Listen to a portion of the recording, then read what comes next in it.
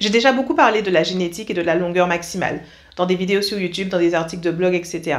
Et ce sont des choses qu'on pourrait résumer par, il faut distinguer la pousse, c'est-à-dire les nouveaux cheveux qui nous sortent du cuir chevelu, qui varient de personne en personne et qui varient même en fonction de notre état de santé. On va avoir une pousse plus ou moins rapide en fonction d'à quel point on est carencé ou pas, en pleine santé ou pas, etc., etc.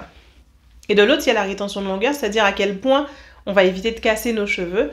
Et donc, ces deux choses-là ensemble vont nous donner à quel point nos cheveux vont pouvoir pousser.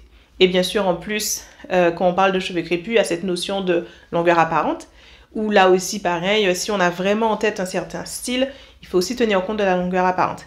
Donc j'en ai parlé beaucoup. L'idée étant que votre génétique ne vous limite pas autant que vous croyez de base, pour la plupart des gens.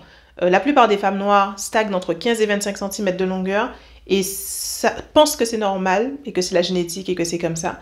Et en fait, non. Il y a vraiment, par toutes les façons de voir la génétique, les cheveux crépus de tout le monde peuvent atteindre au minimum 40 cm de longueur. C'est la base. Mais aujourd'hui, j'ai envie d'aborder les choses sous un autre angle. En particulier parce que récemment, j'ai eu une conversation avec une amie blanche, caucasienne, avec des cheveux lisses. Et on parlait du récent diagnostic capillaire gratuit que j'ai créé.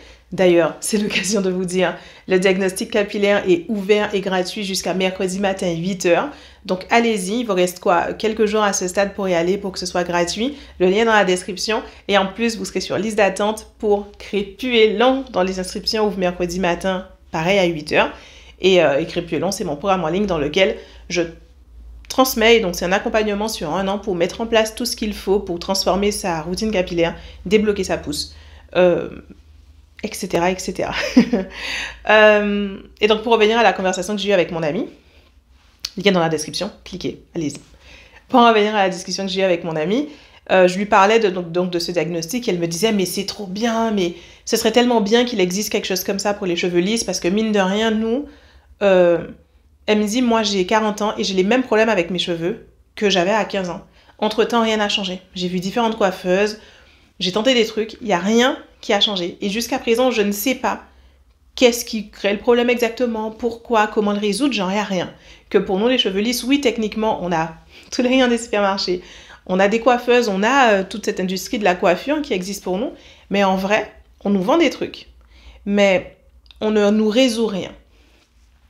Et quand elle a dit ça, ça a fait écho à une réflexion que j'avais ces derniers mois, notamment parce que ces derniers mois, on a de nouveaux youtubeurs qui arrivent aux cheveux bouclés et qui parlent du fait que le cheveu, parce que c'est une fibre morte, il y a cette notion que le cheveu n'absorbe rien et que le cheveu, ça se conditionne donc en surface.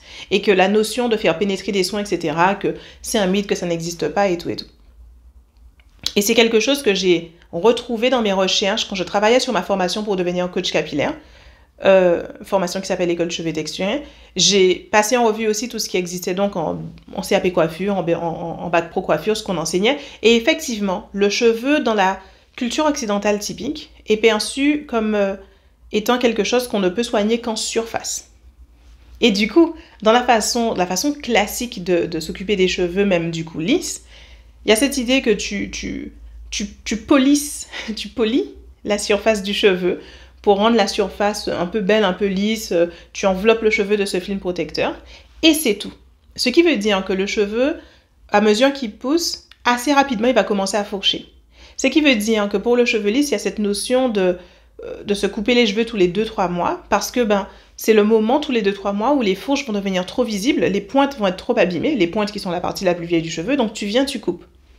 Donc en vérité, même pour les cheveux lisses, il y a cette notion de rétention de longueur, puisque dans tous les cas, tu vas devoir couper tes pointes abîmées régulièrement. Et si tu veux des cheveux longs, et donc qui vont pas commencer où les pointes vont pas être moches et fourchues et ton coiffeur va te les couper tous les 2-3 mois, là tu vas devoir faire plus de soins. Mais même là, les coiffeurs, les formulateurs de produits, etc., personne ne trouve un consensus sur finalement qu'est-ce qui va faire que tes cheveux vont pousser, vont rester longtemps sans former de fourche aux pointes, qui est le problème que les cheveux lisses ont. Et donc, qu'est-ce qui va faire que tu peux avoir des cheveux aux fesses sans problème. D'ailleurs, pour les cheveux lisses, c'est pas conventionnel d'avoir les cheveux aux fesses passé l'adolescence, en fait. Dès que tu deviens une femme adulte qui vit ta vie quotidienne, et donc qui ne bénéficient plus de la croissance du côté enfant. Enfin, tu grandis, tes cheveux poussent, il n'y a pas de problème. Et il y a un moment, quand les hormones changent ou les choses changent, et là, tes cheveux, bon, bah, ils vont nécessiter plus de soins. Et c'est vrai aussi pour les femmes noires et pour les cheveux crépus. Et en gros, je trouve même que cette culture du cheveu lisse qui dit que, en gros, plus tu prends de l'âge, plus tu es censé porter tes cheveux courts parce que ça fait pas bien d'être une femme de 40 ans cheveux longs, ça fait pas bien d'être une femme de 60 ans cheveux longs ou que sais-je. Je trouve que c'est pratique comme culture pour une culture qui n'accorde aucune attention aux soins du cheveu en profondeur. Donc pour moi, c'est logique que les années passant, le cheveu se dégrade. Rien n'est fait, il n'y a pas de recherche sur comment tu maintiens un cheveu, comment tu le soignes et tu le nourris vraiment. Donc effectivement, il devient filasse, fin, moche, cassé, etc. De pire en pire, hein, logiquement. Et donc, si tu es dans une démarche de couper tes longueurs abîmées, c'est logique que tes cheveux deviennent plus courts avec l'âge. Ce que je veux dire, c'est que même si la culture occidentale typique n'avait pas cette idée qui est complètement arbitraire, que une femme, plus elle prend de l'âge, plus elle doit porter les cheveux courts, sinon ça fait pas bien, les cheveux des Occidentaux seraient quand même de plus en plus courts au fil des années, en fait. Pour moi, ce truc culturel ne fait que masquer ça. Et quel rapport avec nous et nos cheveux crépus? Le rapport, c'est que on se retrouve à avoir sous la main, l'information qu'on a sous la main sur les cheveux, tout court, et qu'on essaye qu'à un carat d'appliquer aux cheveux crépus, c'est cette information-là. C'est l'information de ce monde occidental qui a effectivement une culture de la coiffure, où il y a de la recherche qui est faite, toute une industrie avec des produits, des coiffeurs, etc. Sauf que eux, ils n'ont rien creusé. C'est une industrie qui ne fait que polir le cheveu en surface, donc le conditionner. Il n'y a aucune notion de nourrir le cheveu vraiment. Le cheveu donc s'abîme avec le temps. Et on le coupe et on le porte de plus en plus court avec le temps. Point. C'est tout. Et donc, effectivement, si on pense les cheveux de leur façon, c'est logique de penser, je m'occupe de mes cheveux crépus. Alors, en ce moment, le consensus sur le cheveu crépus, c'est quoi? C'est je vais faire un shampoing toutes les semaines ou tous les 15 jours, je vais poser un masque, un après-shampoing, je vais démêler avec. Ensuite, j'ai mon petit vapeau au quotidien, je vais vaporiser, je vais hydrater, je vais démêler. Grosso modo, voilà. Et le consensus, c'est je fais ça. Et donc, dans ce mode de pensée à l'occidental, ce que ça donne, c'est comme ça, quoi. C'est la vie, c'est comme ça, on l'accepte. Et donc, si les cheveux s'en mêlent et font beaucoup de nœuds aux pointes, on coupe ou on arrache, on a de la casse. Mais en tout cas, le résultat que ça donne, on l'accepte comme normal et comme une convention. Donc, pour les femmes noires, ça veut dire que on va s'agner entre 15 et 25 cm de longueur. C'est comme ça, alors. C'est comme ça. On l'accepte. Et du coup, on se retrouve à répandre le mensonge que c'est comme ça. La génétique des cheveux crépus, ça fait que, oui, comme les cheveux, tu comprends, sont en micro-bouclettes, c'est plus dur de retenir de la longueur, donc c'est normal, comme ils font des nœuds et qui se cassent et qui sont plus prônes à la sécheresse, c'est donc normal qu'ils stagnent en longueur, c'est normal qu'ils soient plutôt courts. Alors que c'est complètement faux. Moi, je pense qu'il y a tout un pan dans les cheveux, dans la recherche sur le cheveu qui n'a pas du tout été explorée, et c'est cette notion justement de nutrition. Parce que mon observation, ça fait maintenant 15 ans que j'étudie le cheveu en profondeur.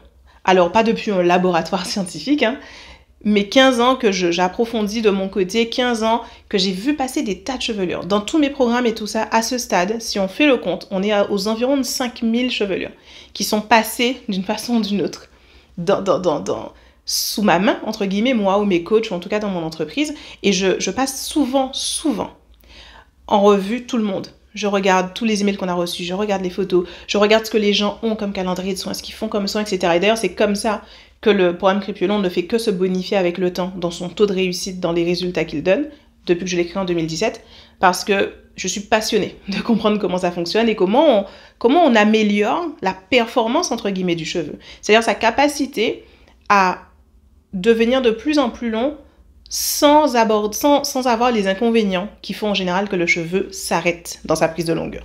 Dans notre cas des cheveux crépus, c'est-à-dire des nœuds de la casse. Et pour moi, ça se joue au niveau de la nutrition, ça se joue au niveau des soins. Et c'est ce dont je parlais dans la vidéo d'hier, justement, quand je disais il ne suffit pas de juste faire un soin. Parce qu'en vérité, si on creuse au niveau de la nutrition, qui est un vrai concept qui existe, j'en suis sûre, un cheveu, on peut ne faire que des soins qui sont là pour la surface, c'est-à-dire qu'ils sont là que pour conditionner le cheveu. Mais on passe à côté de plein de choses. Il y a des soins qui pénètrent vraiment et qui nourrissent le cheveu en profondeur.